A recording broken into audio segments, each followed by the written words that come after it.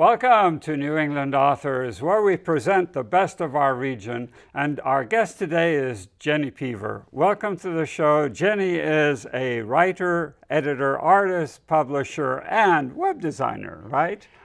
Right, a little less on the web design A little part up on the these web days, design part, yeah. And not so much on the editing part. Wait, you've published many books. You have a little publishing house, and Merrimack Media, and you've published a lot of books for other people, right? Right, I did it for almost 10 years. 10 years. And I published, somewhere over 80 books. 80 books? Yeah, and it was kind of hybrid publishing where, people would get editors and, they'd get a professionally designed cover and a website and, like one-stop shopping for authors. And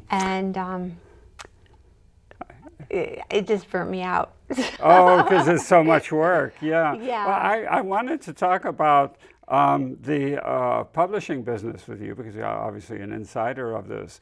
But first of all, you have this wonderful dog book out that came out, was it last year or 2 years? A couple of years ago, yeah. And my wife loved it so much that she sent it to her daughter because it was just full of pictures of dogs, which were kind of, and we're showing some right now, pictures of the dogs. What inspired you to do that book? Well, I have Mr. Darcy, my Labradoodle, yes, who I walk a lot, and when I do, I always see other dogs. And we were living in Boston at the time, and we'd walk on the common, and he had his friends and his favorites, and I started shooting lots of pictures with my phone, and pretty soon I had so many pictures, and at the same time I started playing with this app that turned photographs into artwork. Yeah. And I mean, I'm an artist, but I mean, this was like instantaneous, and it was really fun to see it happen. And so I just picked one style, and I ran all of them through that one style. Yeah. And I loved the way they looked, and I thought, oh my goodness, I'm going to put a book together. Yeah. So that's how it came to be. Very good. And Mr. Darcy sitting here in the corner with us today. So you have a new novel, OMG. Yes. It's a thriller, and it starts off actually with a poisoning or suspected poisoning. Tell us a little bit how it starts. Okay, that's the prologue, and it's in a biotech company in Kendall Square. One of the supervisors comes back from lunch, and she's feeling very sick. And I mean, there's a lot more to it than that. And she's been poisoned. Right. And we don't know who did it or why, but, she's carted off. And then the book begins. And, there's a few names that are dropped in the prologue that you kind of, right. They're red herrings, and you think, okay. I'm going to remember that one. Yes, right? yes. So, yeah, and it starts off, there's this wonderful scene where your protagonist, Kylie, is sitting in a coffee shop. Right. So I used to live in Kendall Square. Yeah. And there was a coffee shop across from our apartment called Voltage.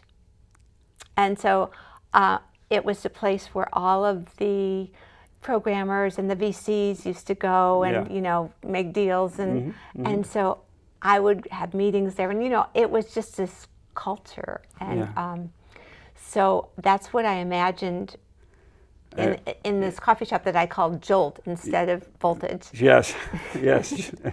What's a great name for a coffee shop. Yeah, I was actually going to call the book Jolt, and then I thought, her software that she comes up with is OMG, and I thought, that's even better. So yeah. But anyway, she's in the coffee shop, and she's working on her business plan. And she's a entrepreneur who has an MBA and one failed startup under her belt, and this one has to count because she's blowing through her trust fund. Right, right. So she's working on her business plan, and all of a sudden this kid approaches her. Yeah. And he says, I really like what you're working on, and she just freaks. And she Yeah. says, how did you know? She hadn't told a soul. Yeah. And he said, well, I picked it up over the Wi-Fi, you know. Right, exactly. That's what people can do. I know a hacker who does that. The first thing he does when he goes into a public space, whether it's an airport or a coffee, he picks up whoever's what they're looking at, whoever's Right. on the network. So scary. Yeah, it is so scary. It really, really is. And I mean, this book, writing it actually got me to think about this a little bit more seriously. Well, your book is really timely because it's about internet privacy. It's about how much people could know about other people on the internet, right? Right. And I started working on it 5 years ago. Before all this Facebook stuff came out. Right. Well, there was a lot then, and I was afraid that it was going to be obsolete by the time the book got out. But But it's got more relevant. Yeah, it's gotten more relevant, right? Yeah. So, so she has this startup, and the book is called OMG because that's the name of her program, her platform. Yes. And what does this platform do? So it is like a Ouija board with massive spying fingers. Yeah. So if you have a question, Yeah. you can query the program, and it will find out financials, it'll find out, you know, phone calls, numbers, everything you want to know in one place. Of other people. Yes, of other people. Right. And it just breaks through all of everybody's firewalls and, you know, gets everything that you need to know. And so she is very concerned that this is going to get into the wrong hands, which of course it does. You know? Yes, yes. You know, So this guy, Simon, comes up to her, and she's a little bit leery about him, but at the same time, he's really good, right? And she needs a hacker. And she needs a hacker, She exactly. does, yeah. He fits her job description perfectly. And she knows she's not going to find anybody who is normal. You know, like a normal 9-to-5 person. You know, he does a great job. He does. Yeah, he does. And then what happens? She's afraid that he's going to steal her program, right? Right. Yeah. So that's part of the thriller, part of it. Yeah. Now we go back again to this murder, this poisoning murder, and his name kind of comes up because she was his boss, right? Yes, and he was fired. And he was fired. Right, and I can't really give too much away. No. But a good hacker, if he was fired, he would expunge the bad parts of his resume, right? And he did. Yeah. And, you know, when Kylie goes into Visiozyme, which is this company, right? And she meets with the head of HR because she couldn't find any information on this anywhere.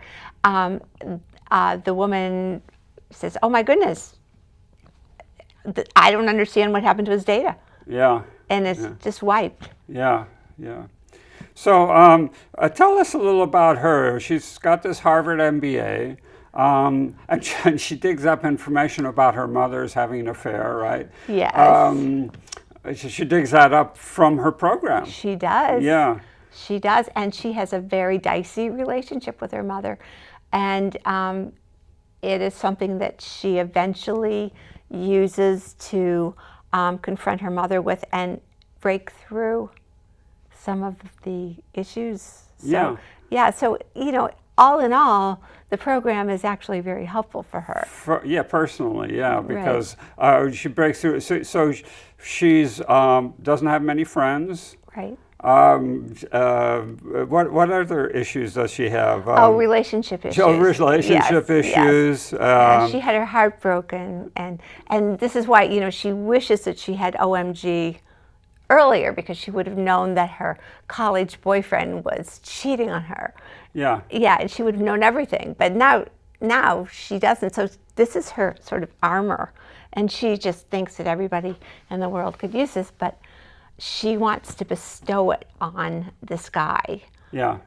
And his name is Bill Reinstadt, and he is running for Senate. He's a Boston lawyer. Right. And he's an environmentalist, and she loves his values. He's, you know, pro women's rights, everything that she believes in personally. And so she approaches him. Yeah. Now, if you were on my program 5 years ago, and you came up and said, "Oh, there's this program that can find so much about people's information," I would say, "Oh, this is science fiction." But in Right. fact, it's real, and we're confronted with that all the time. Right. Right. By the way, this is New England Authors. We're talking with Jenny Pivor, and our conversation is about her thriller called OMG, and she's written other books as well. So I wanted to put a quote in from the book. While it was true that Kylie wanted to make real money, it was equally important that her new platform is used to make positive changes in the world. These are your ideas, aren't they? These are your values and your sentiments. Of course. Yeah. I mean, Kylie's a good kid, and she just had no intention of getting involved in this whole whirlwind that kind of happened, and she gets mixed up in this whole biotech mess. And basically, she just wanted to see a good guy get elected to the Senate, so that he could help pass some laws that would help the world. Yes, but she also wanted her parents to respect her. Yes, and she wanted not to go broke.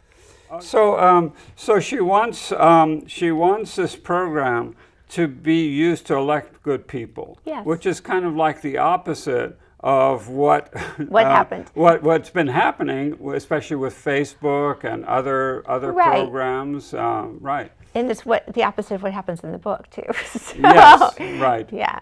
Yeah. So there's also a bad guy in the book. Oh yeah, there's a couple of them. Yeah. And she has to use the program to catch them. Right. Because she has the tools. Yeah. So she works with the FBI. Oh yeah. So they go to the FBI. Why do they go to the FBI?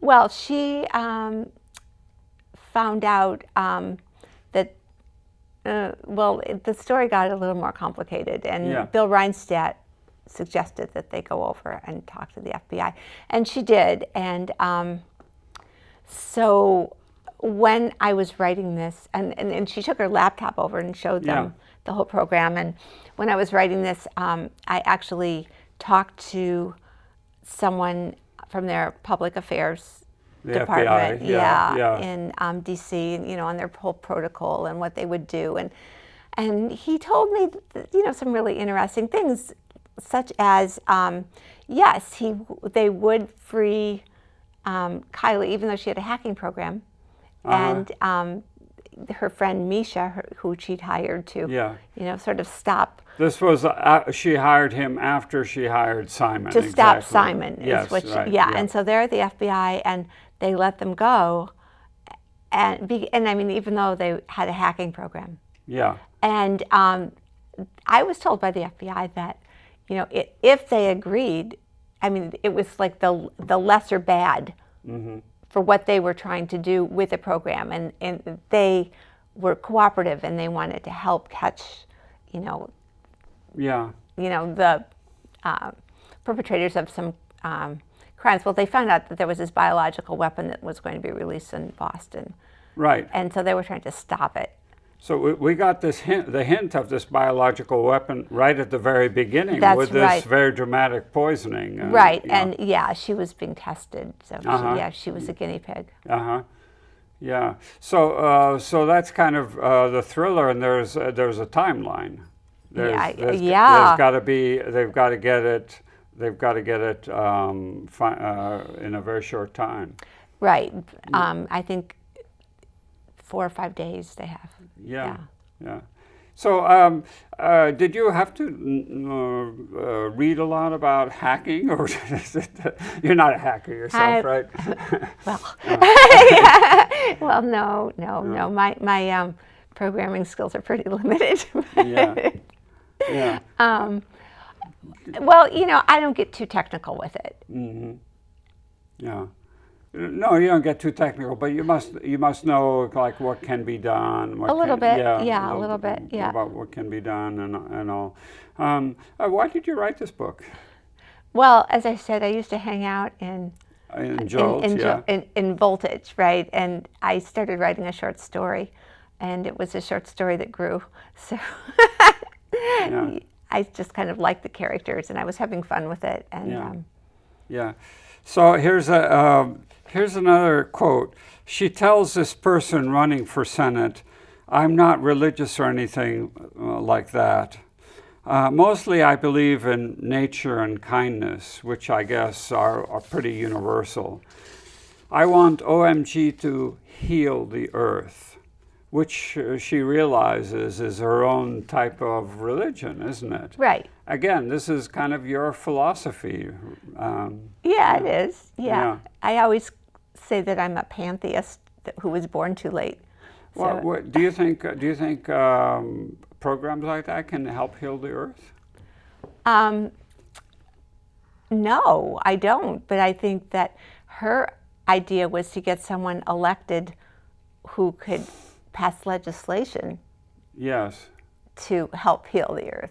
And this program was going to, how is this program going to help him get elected? Well, because he could target, certain people and, Yeah. Find out who was his ally, who was not his ally, Yeah. to, find out about getting votes and, all kinds of things, whatever he needed to So, get funded. Yeah.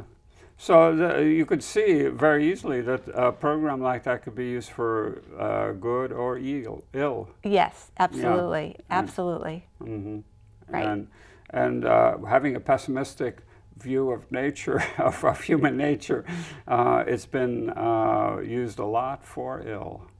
Oh, for Yeah. sure. Yeah. I know. I can't even stand to listen to the news lately. So. Yeah, right. So writing, I think, is a process of discovery, right? Oh, it is. What did you discover writing this book? I discovered how this fictional person who I gave birth to resolved her issues. Mm. And, when you have a character who resolves their issues, somehow you're resolving some of your own issues that maybe you don't even know that you had, Yeah. right? Yeah, but you picked her as a young person, right? Right, You had to get into the mentality of a young person. right. Was that hard? No, I mean, look at Harry Potter. I mean, he had to have a young boy write that story. Yeah. Or, it's like that's part of what writing is. You get into the mindset of a person. And I mean, I'm a mother. I know lots of young people, Lots of young girls and- who Yeah. are trying, yeah. And I lived in that culture Mm-hmm. for a long time. Mm-hmm. So, So was it important to her psychologically that she developed this, that she become a success? oh, absolutely. Yeah. Yeah. Because There was no option. there was no option, right? She had to become a success because she wanted to prove this mostly to her parents, right? To her parents And to herself. and to herself, but Yeah. she wanted it to work too because of her values. Yeah. Uh-huh. It's too bad that it was illegal, That hacking Yeah, hacking is right. illegal, right? Yeah, and it should be illegal, but she was using it for a good end, which is an interesting, Using take on it. Yeah, using an illegal thing for a good end. Yeah. Yeah, So and- does that make it okay? well, the book raises a question. You know. Is it okay to do something bad for a good end? I mean, I consider her sort of a Machiavellian character. Oh, in a sense, yeah. I didn't see that when I was reading, but I could see it now. Yeah. Yeah, that it's. You've tutored a lot of authors over the years. There, do you want to give some advice to some younger authors who are? Just write the best book you can, and keep. Don't stop with your first draft. I think, my goodness, I heard once that Hemingway used to edit his stories 53 times. Sometimes, He supposedly rewrote the first paragraph of one of his books. I can't remember which one. 53 times. Oh, it was That's just right. a paragraph. Well, Yeah, the first paragraph. Yeah. He rewrote it 53 times, Yeah. something like that. Yeah. And I mean, the first paragraph is really super important because that's what's going to grab people or not. Uh-huh. Yeah. If you're joining us right now, this is New England Authors. Thank you for joining us. Our guest is Jenny Pivor. What are some of the other books that you've written? Well, of course, there's Boston Dogs. Yeah, which we've discussed. Yeah. And but the novel I wrote right before this one was called The Closing, and that is a story about two women. One is a starving artist, and they were college roommates, and the other was a nurse. And they start a business where they help terminally ill elderly people sell their houses and then check out. It's a sort of like a one-stop shop for that. And I got the idea for that one day. I used to live in Beverly, and I was walking around and I saw a for sale sign in front of a house, and the realtor's name was Kevorkian. Oh, really? Oh, yes, yes. And I thought, wow, that's brilliant. Yeah.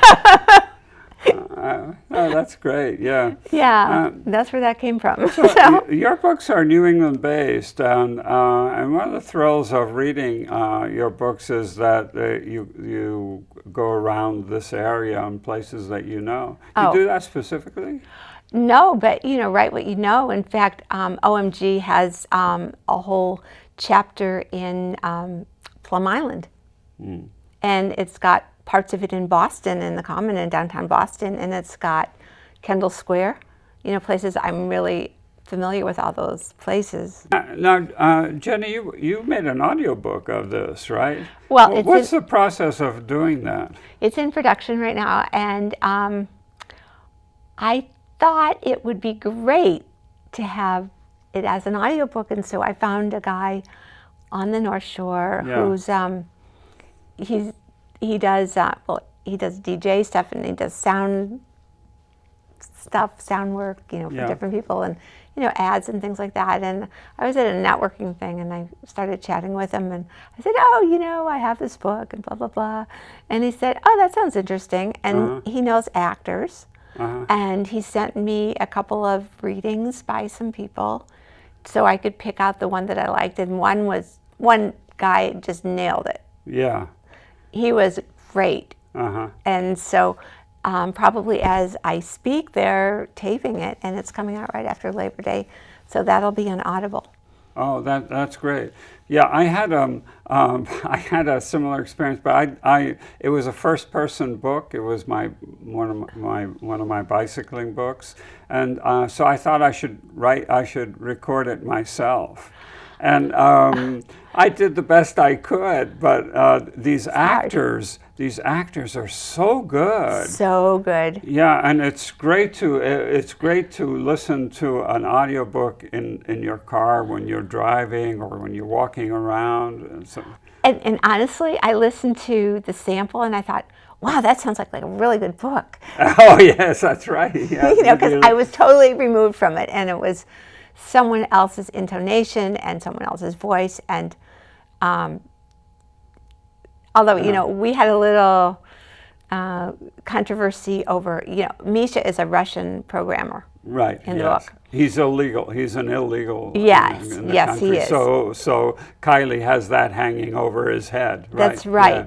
But it was sort of a big decision whether to give him a Russian accent, because in the book he's been in the country for 10 years and he's a really smart guy, and I don't want him to sound like he's just off the boat, Right. So and so this guy did some accents for me, and he sounded like a Russian mafia guy, and I said, no, we can't do that. So then he's just going to do it straight. So you could kind of choose. Yes. You work with them in creating this audiobook. Yeah, it's fun. Yeah, and audiobooks are increasing in popularity. Yeah. Right, and I'm thinking, I might even serialize it into a podcast situation, because I discovered podcasts in my car, because I have CarPlay, and it's just so fun. You just. Where in the market? Where are digital books at these days? How they rank a lot of sales or what? I think so. A lot of people like them. Yeah. Yeah. It's part of the strategy that every author has to have, is to have a digital book out. It can't hurt, right? Yeah, it's very simple. Yeah, it's simple. Simple to make, yeah.